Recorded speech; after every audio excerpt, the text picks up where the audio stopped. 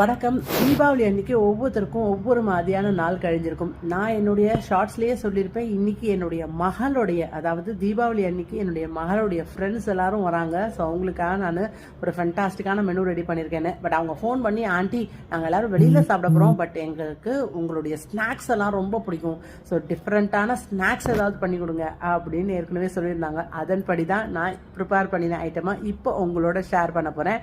வாங்கோ, என்னென்ன பண்ணினேங்கிறத பார்க்கலாம். வந்த குழந்தையெல்லாம் மேக்ஸிமம் பேர் நார்த் இண்டியன்ஸ் தான். அதனால் சமோசையும் அதோட டிக்கி ஒன்றும் நான் ப்ரிப்பேர் பண்ணி மாவெல்லாம் ரெடி பண்ணி வச்சுட்டேன். அதுக்கப்புறமா நம்ம ஆற்றுல பண்ண பட்சணங்கள் அண்டு முக்கியமாக ஸ்ரேயாவோட ஒரு ஃப்ரெண்டு எனக்கு உமாலி வேணும் அப்படின்னு சொல்லியிருந்தாங்க. அதனால் உமாலியை திருப்பியும் ப்ரிப்பேர் பண்ணி அவங்களுக்காக வச்சுருந்தேங்க. அவ்வளோ என்ஜாய் பண்ணி குழந்தைகள் சாப்பிட்டது. அதே மாதிரி டிக்கீஸும் ரெடியாக இருந்தது, சமோசாவும் ரொம்ப ரொம்ப சூப்பராக இருந்தது ஆண்டி அப்படின்னு சொல்லிட்டு ரொம்ப என்ஜாய் பண்ணி அந்த டே ரொம்ப ஃபன்ஃபுல்லாக போச்சு. உங்கள் வீட்டில் நீங்கள் எல்லோரும் தீபாவளி அன்றைக்கி எப்படி எல்லோரும் கொண்டாடினீங்க அப்படிங்கிறத கமெண்ட் பாக்ஸில் கமெண்ட் பண்ணுங்கள். பல பேர் கோயிலுக்கு போயிருப்பீங்க.